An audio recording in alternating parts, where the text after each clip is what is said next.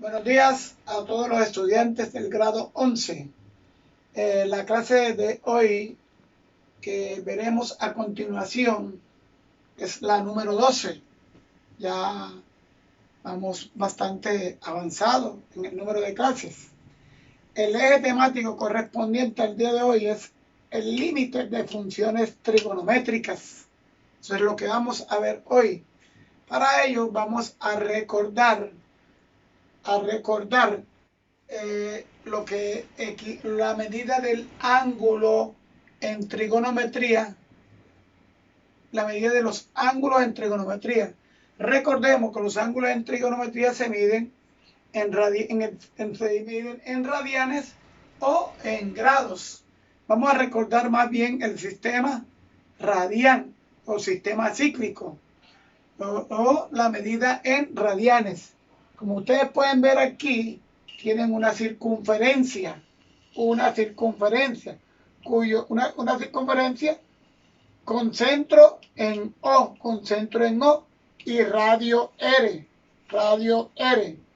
Aquí observan ustedes un arco en rojo, un arco de circunferencia en rojo que lo vamos a anotar con la letra S. La letra S, esto es una letra S. No se ve casi, pero es la letra S. Y aquí tenemos un ángulo alfa. Entonces, la medida de un ángulo en radianes en esta circunferencia es la razón o el cociente que hay entre la longitud del arco S, y la longitud del radio R. O sea, la medida del ángulo en radianes del ángulo alfa es igual a S sobre R, es decir, la medida del arco sobre la longitud del radio.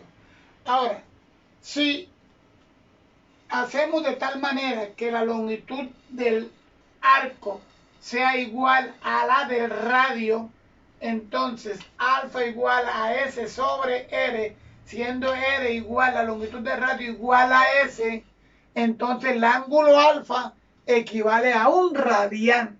Eso es lo que se conoce un radián. ¿Cuándo es igual a un radián? Cuando la longitud del arco que trazamos es igual a la longitud del radio. Ese ángulo alfa equivale a un radián. En esta figura que está aquí, esta circunferencia que se ve aquí, vamos a ver cuántos ángulos de un radián caben en una circunferencia. Para eso entonces la longitud total del arco viene siendo la longitud total de la circunferencia. La longitud total, o sea, S viene siendo la longitud total de la circunferencia.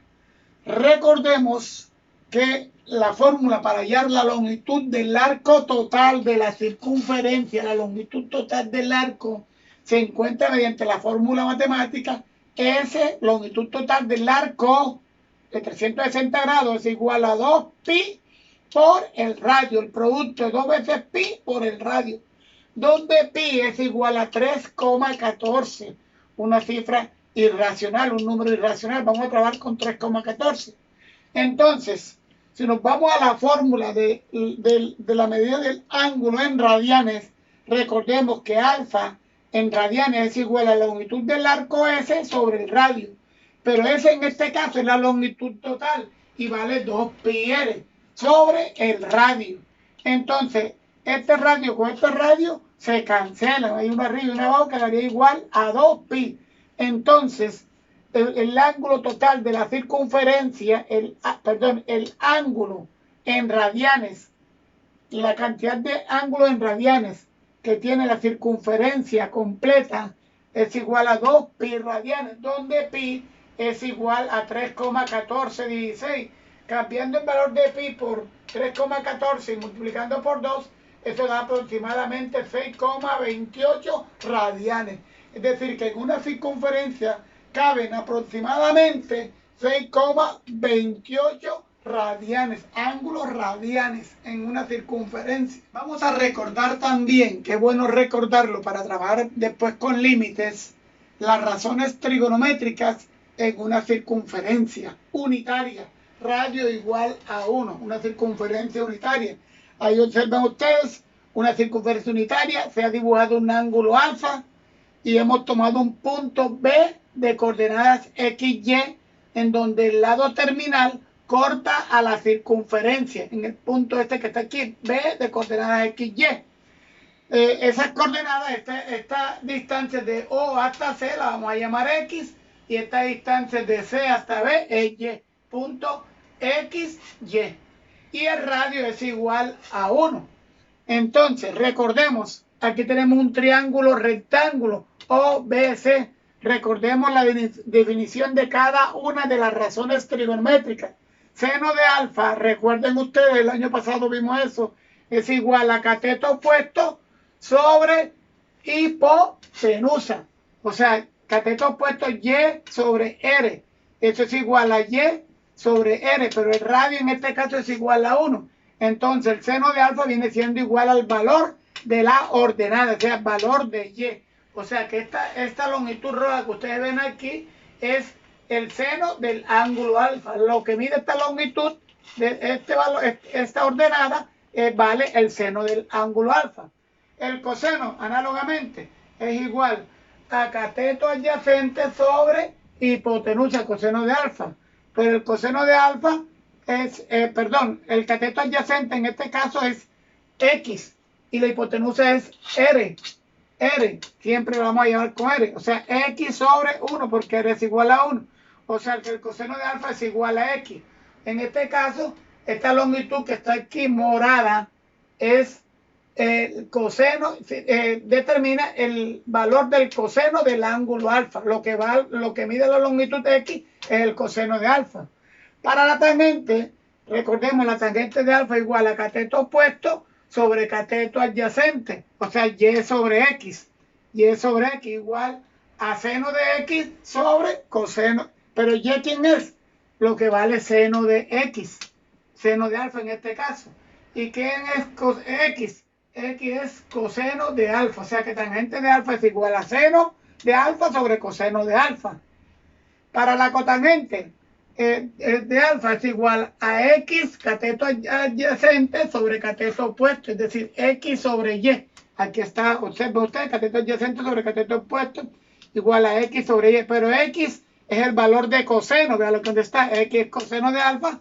Y Y, ¿quién es? Igual a seno de alfa. Vean dónde está.